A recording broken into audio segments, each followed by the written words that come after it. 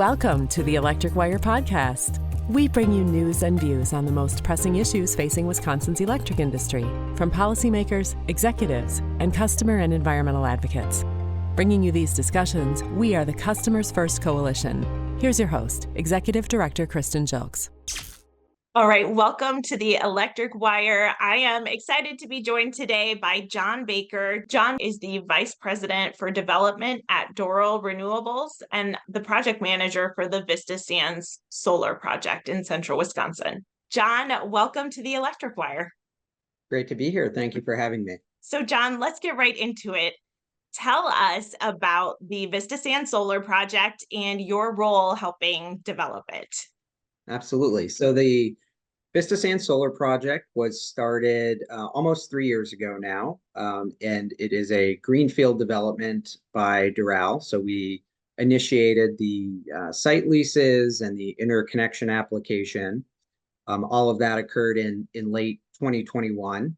The project was initiated at such a large size, planned for 1,200 megawatts, because one, we had a very large landowner with several thousand acres who was interested in participating in the project. And then additionally, the nearby transmission that we would be interconnecting to was at 345, which is a very high voltage.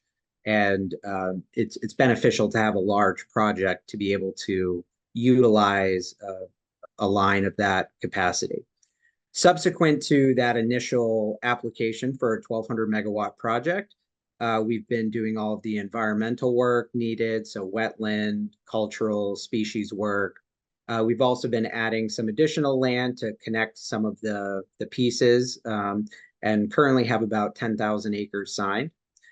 Now we're still in the interconnection stage, so we expect it would be about another year before we would have the permissions and all the final studies needed to tie the project into the grid.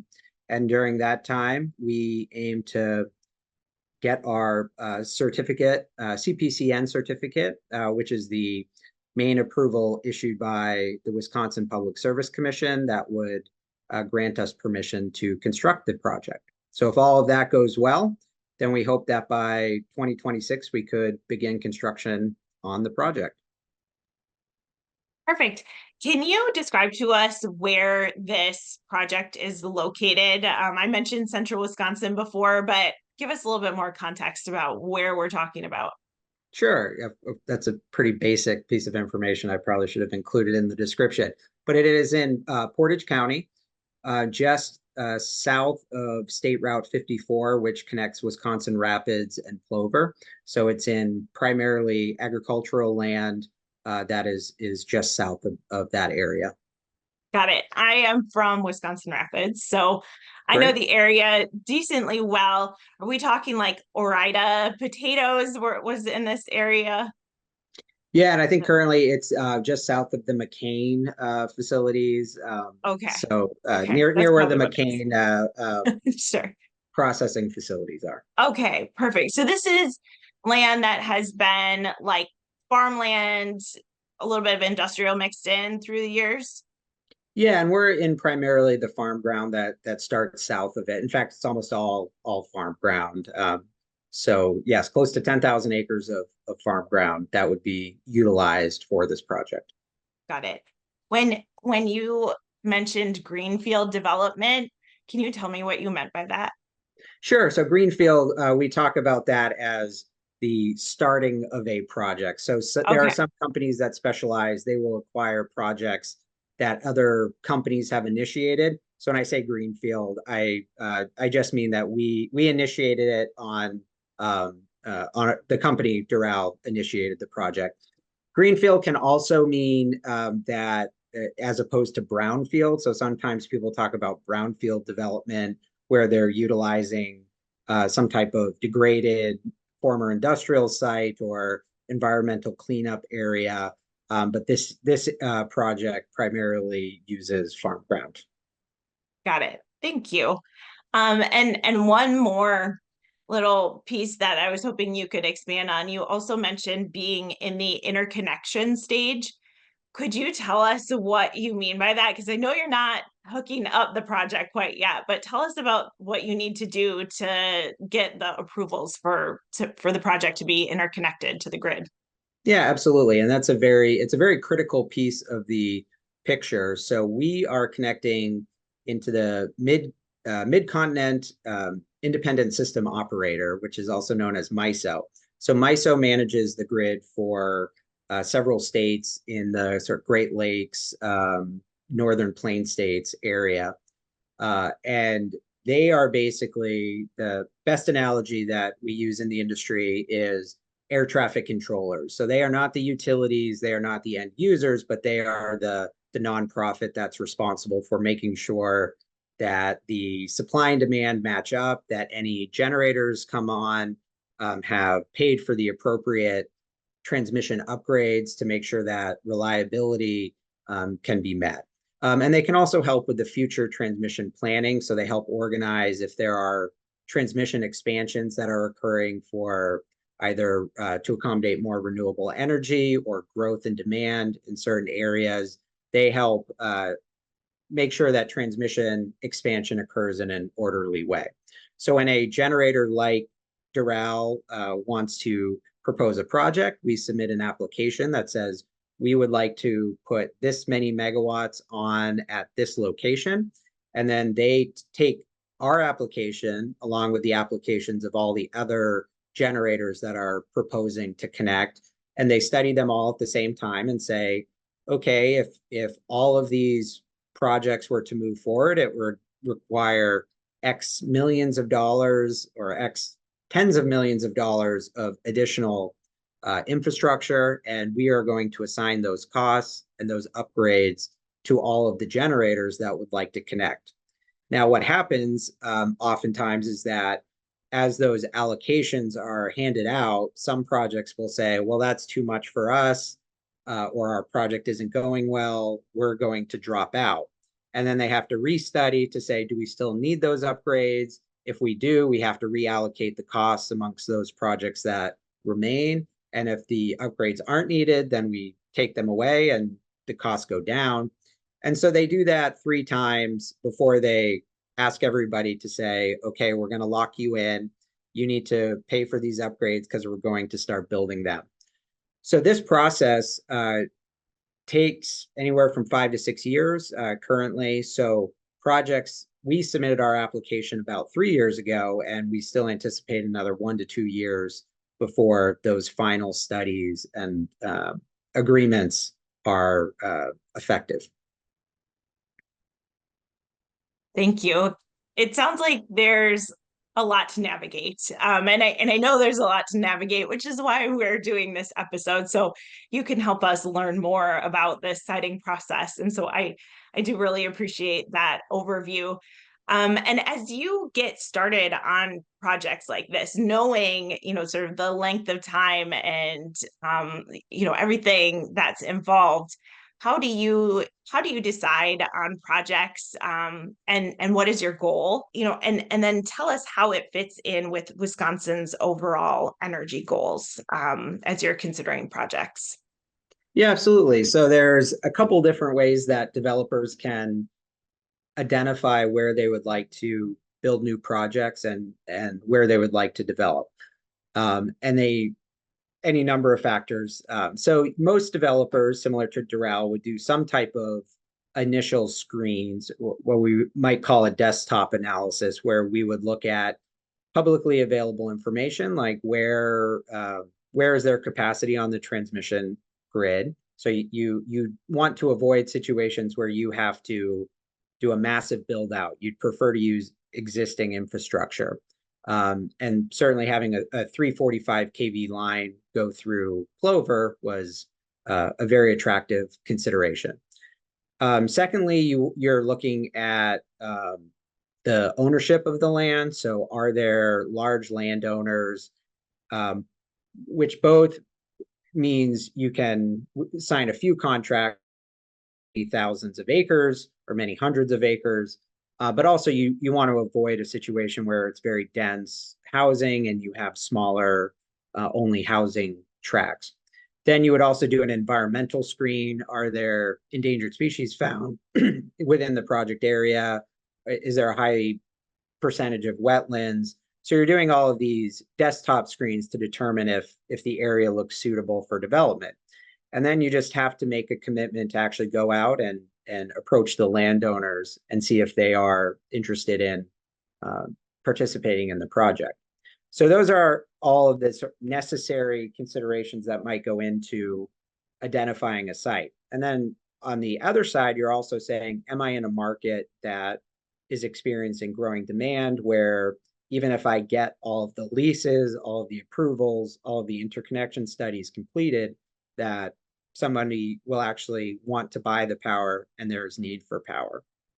Now, Wisconsin is a rapidly growing state and is attracting a lot of developer interest because there is a strong commitment by both the state government and the utilities to add a lot more renewable resources. It's starting from a relatively low existing capacity, but has high targets. So that runway of the next 5 to 10 years will be critical for Wisconsin to meet those goals. And just to put some numbers on it, the state released a report.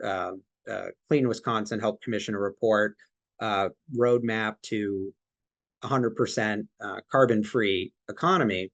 And in that report, they assumed that the state would need about 31,000 megawatts of new solar capacity.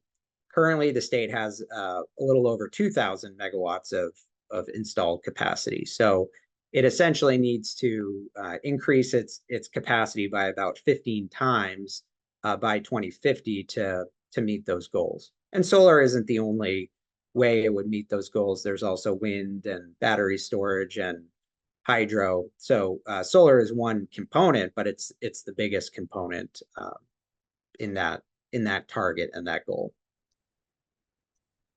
For sure, understand that. And I think that's helpful to understand like why so much development is happening in Wisconsin. And as communities are approached, or landowners and communities are approached, I'm wondering what's the benefit to the local communities of hosting these projects.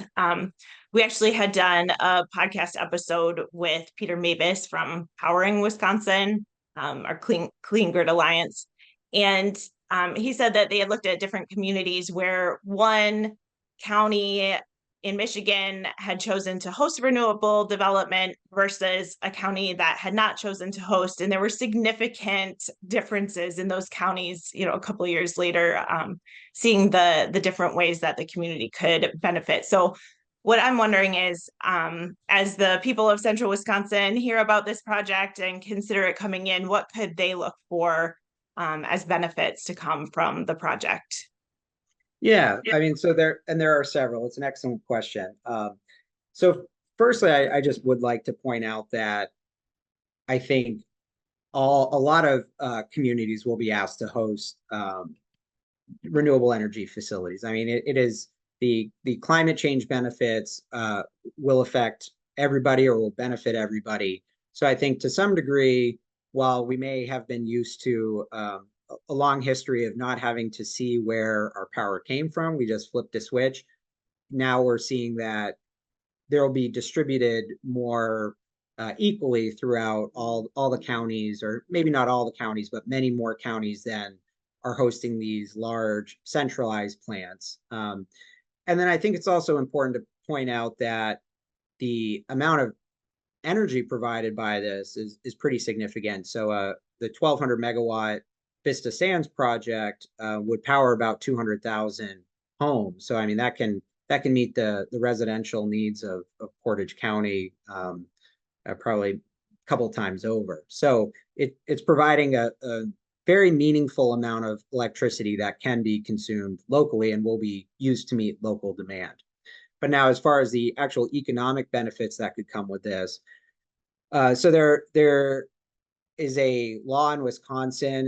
It's the shared utility revenue payment that says the local communities that host power facilities will receive the highest benefits. So in this instance, it's around $5,000 to $6,000 per megawatt.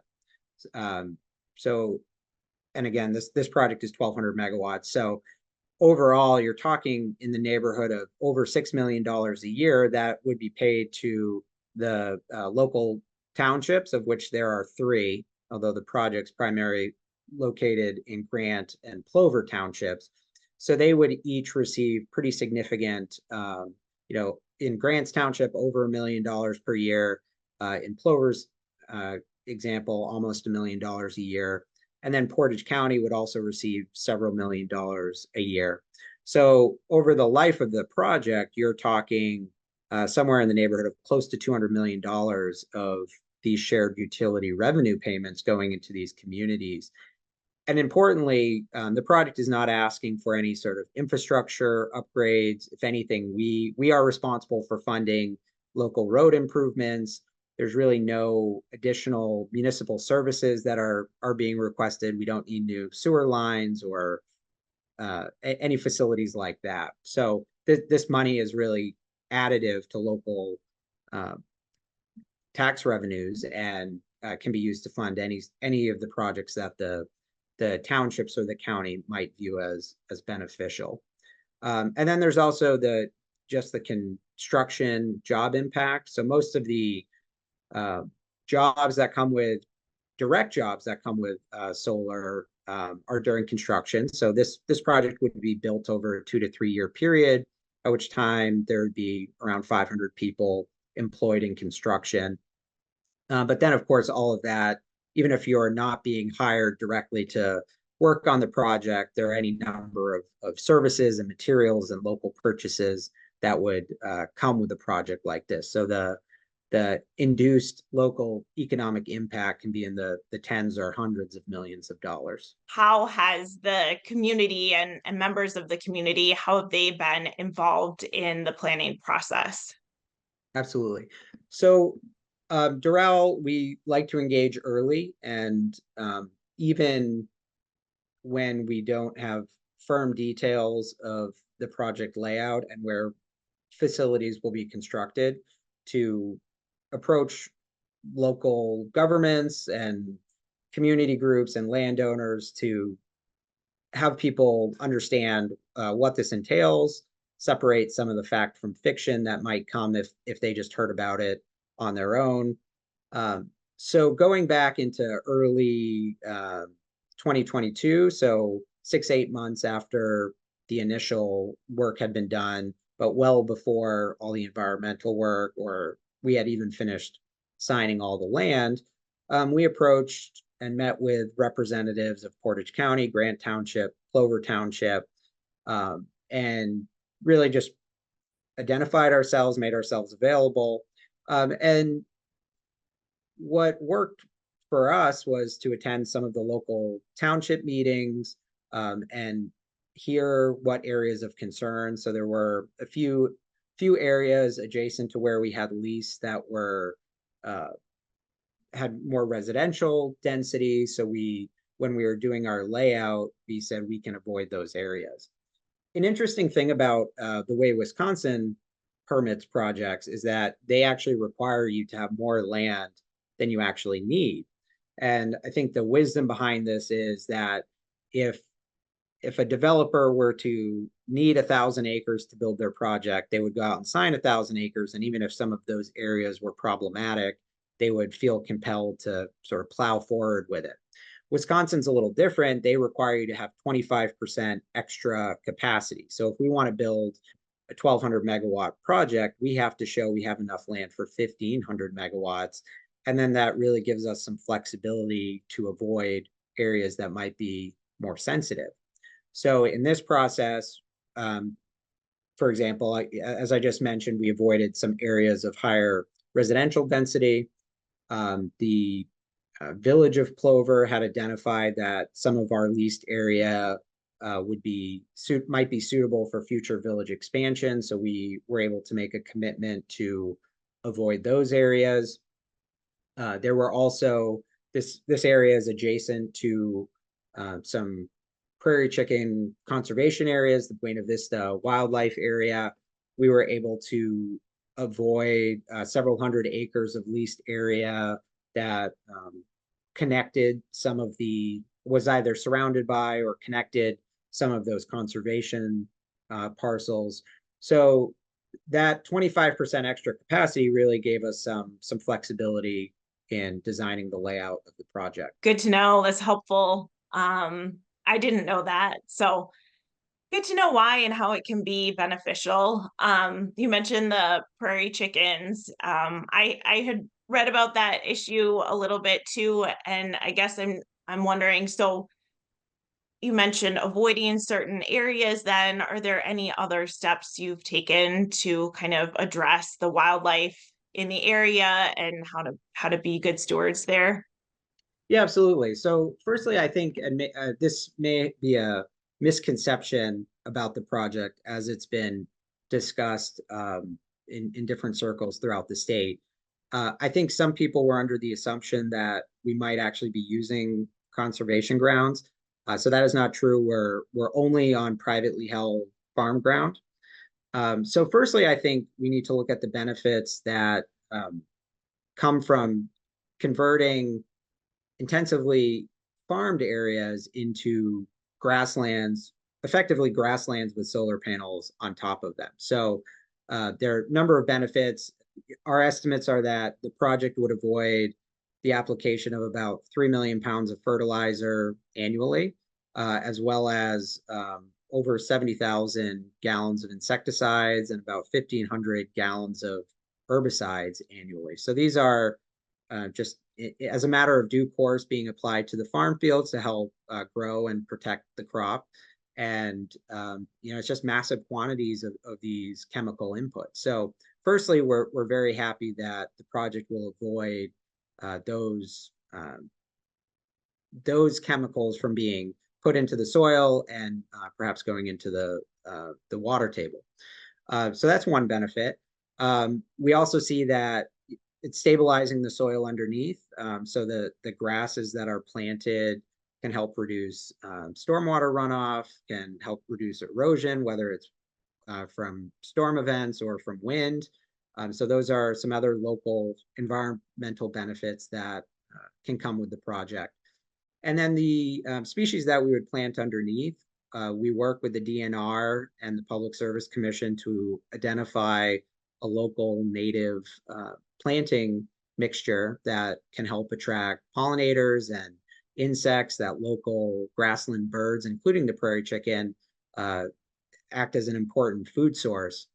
So, we're really happy that all of those benefits can be brought to the project. Now, we do understand that, coming with this project are not just the panels, but the fence line. We understand that that's also been of some concern to the local conservation community. So we've made commitments around whether it's bird diverters or adding in breaks in the project layout to create wildlife corridors that can be used by those species, and just other commitments that come along with that project. So in terms of the vegetation management, restricting when we mow, if we have to mow certain areas, restricting the times of years we do that, restricting the time of year when we construct the project to avoid have construction impacts, avoid perhaps sensitive times of years for certain species. So, going back over a year, we've met with the DNR and heard from them as to how they view, even if they didn't think utility agriculture or industrial agriculture was the best thing, there's a certain sense of, but at least we understand the seasonality and the cadence of this type of activity, and how can we make sure that even if solar comes in and changes the land use, that it's not presenting new challenges. So we've done our best to engage meaningfully to address those concerns.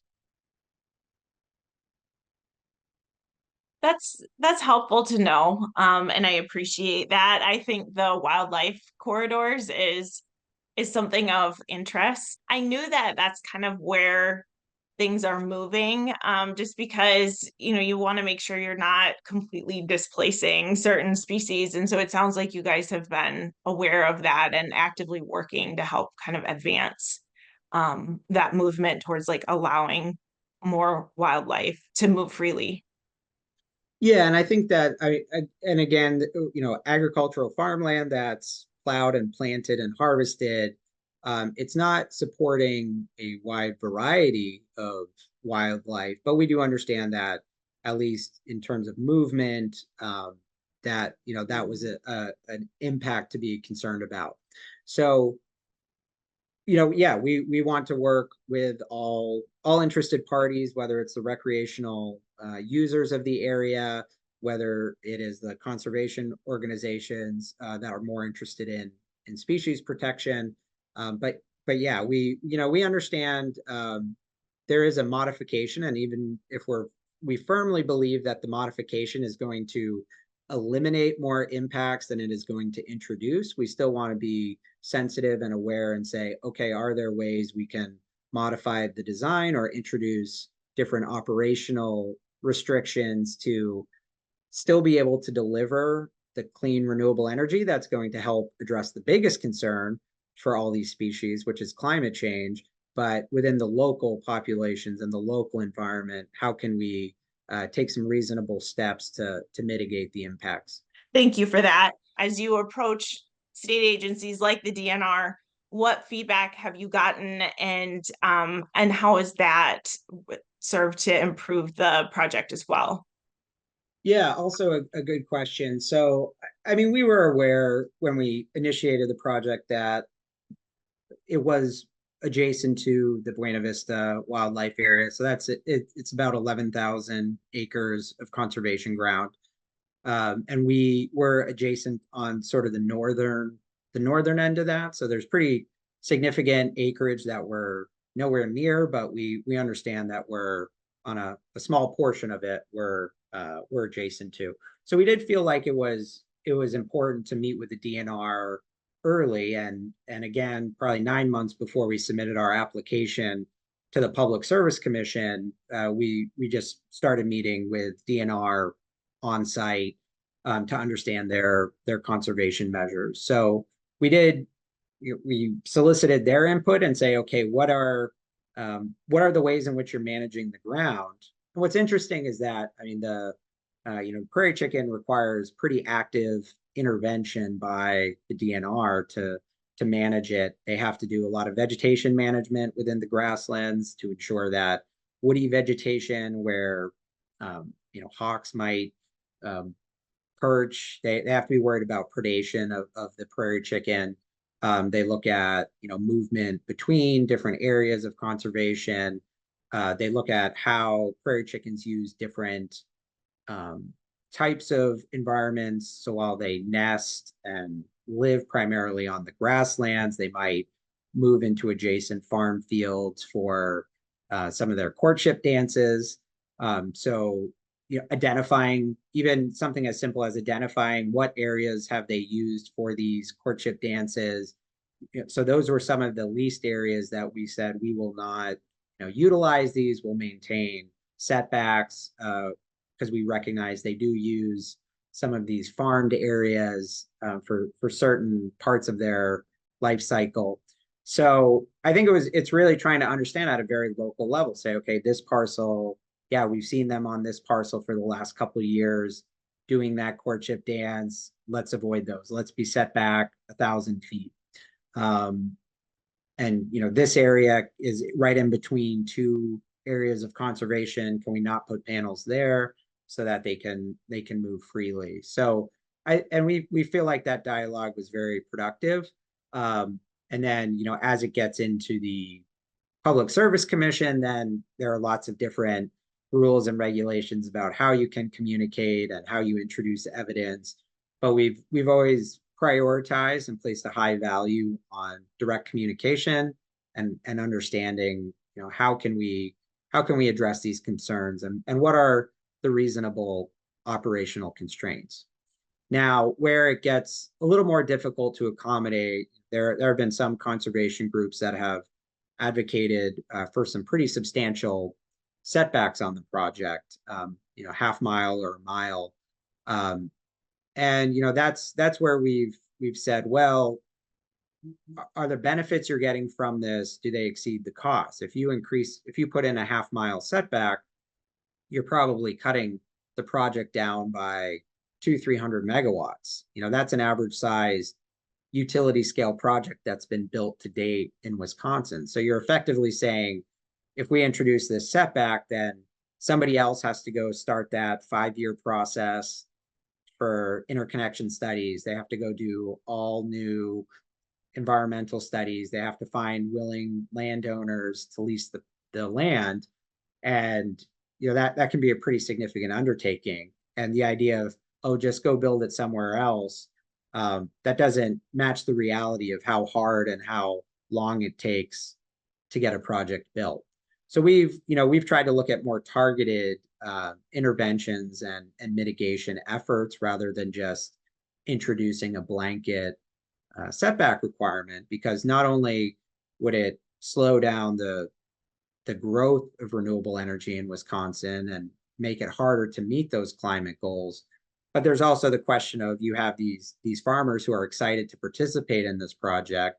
They view it as long-term security for their family farm, and they may lose out on a pretty significant opportunity. So that's how we've approached that issue. Got it. Thank you. Did you, I read the op-ed that you recently wrote, and I'm going to include that op-ed in the show notes as well. But you had mentioned in there a partnership with the University of Wisconsin, Stevens Point, to help students learn from the project along the way. I was just hoping you could touch on that a little bit.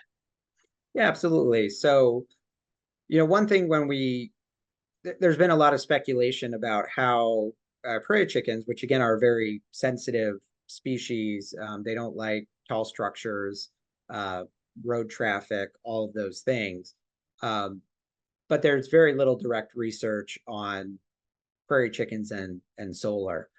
There have been some other studies that have attempted to look at grassland bird diversity in underneath solar panels, and the initial research is that solar can, and by replacing agriculture with solar, can increase the plant diversity underneath, and then therefore the bird diversity can help increase the food supply of insects that birds might eat.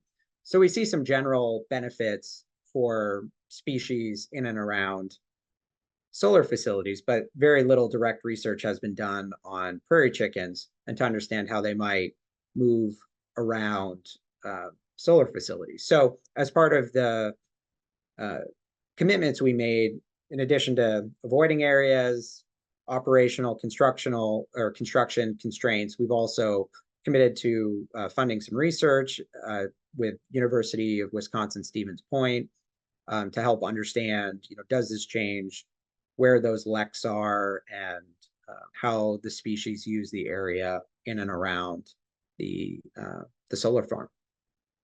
Got it. Great. Thank you for that. Are there other partnerships that you've been forming along the way, or groups you've been working with in the community or at the state level to help get the project done? So we've certainly met with some community groups, and we're always interested in introducing new community partnerships. Certainly having University of Wisconsin nearby, and I think there's a very strong commitment in Stevens Point to sustainability and environmental stewardship. So we certainly seek out, encourage, appreciate any partnerships that we can have with those types of interested community members. Okay, good. Thank you. John, as you navigate this process, where are you at in the process now? And as you look at the timeline, can you just give us a little bit more of a glimpse into, if everything went to plan, when would this project be operational? Absolutely. So we submitted our CPCN application to the Public Service Commission at the beginning of the year. I think it was January 2nd is when it was stamped as received. And that process takes over a year, between 12 and 14 months.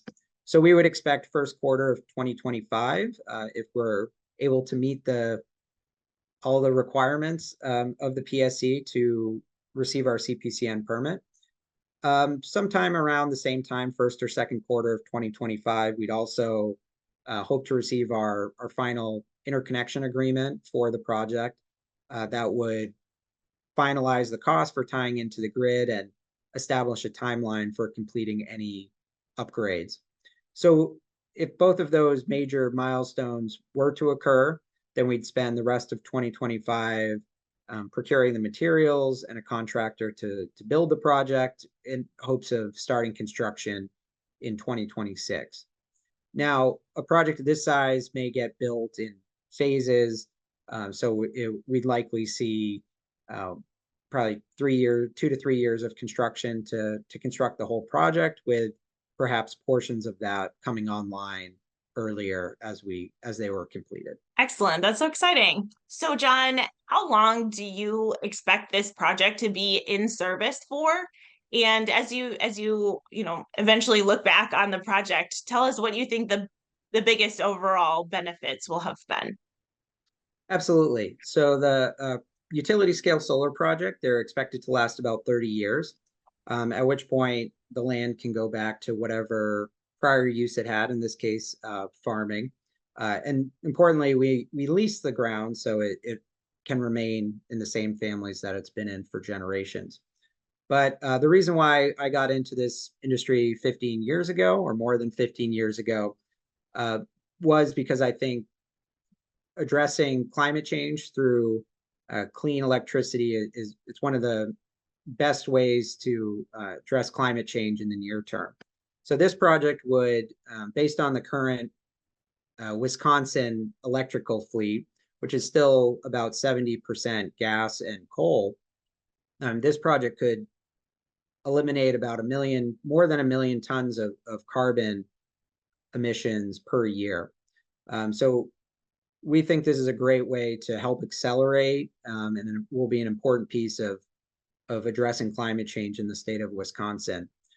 Up until now, Wisconsin has approved or built around 600 megawatts of renewable energy per year. So I think as the state moves to meet the goals of and needing 30,000 megawatts, to address it quickly, I think you will need to see more projects like Vista Sands, projects in that 500 megawatts to a gigawatt size to really help accelerate and address climate change in the near term. Excellent. I really appreciate you kind of walking us through the process that you've been going through. And we do have one question that we ask all of our guests at the end, and that is, if you had all the power in the industry, what would you do with it? That is a very comprehensive question. So firstly, I would just like to say, I think the way Wisconsin reviews and approves projects is helpful. I mean, it asks a lot of developers and it's very rigorous, but it's evidence-based, and that's led to most projects that have been before the PSC to been approved. So first off, I think it's important to note what's working with the system. I think what has been more difficult in the industry and the headwinds that it's facing now, even as it continues to grow very rapidly, it is the interconnection timelines and also some of the supply chain issues that have plagued the industry. So on the interconnection side, it taking 5 years to approve interconnection. And one of the reasons for that is because the projects have to fund those upgrades as they occur. In other jurisdictions, ERCOT, the Texas grid is kind of interesting because they make it very easy to interconnect, and then after the project has reached completion, then they allocate those costs amongst all the different ratepayers. So the different areas have approached it differently, but this prepay for upgrades prior to their need really does slow down things. So that might be one way, finding a way to work through that and make the interconnection process more efficient, I think is one area. And then I think just uh, what we're seeing now is also that some of the supply chain is moving back into the US. The Inflation Reduction Act really pushed more domestic manufacturing, stronger domestic workforce. So I think we're also seeing some of those benefits accrue more locally and domestically. So those are two positives or two areas that need addressing, and one of them is starting to be addressed through the IRA, and the other the industry and the governing bodies of the nation's electric grid are trying to sort through. Well, excellent. That's very helpful to know. And I wish I was able to actually grant the wishes. John, thank you so much for joining. It's been a great conversation. I think we covered a lot of ground.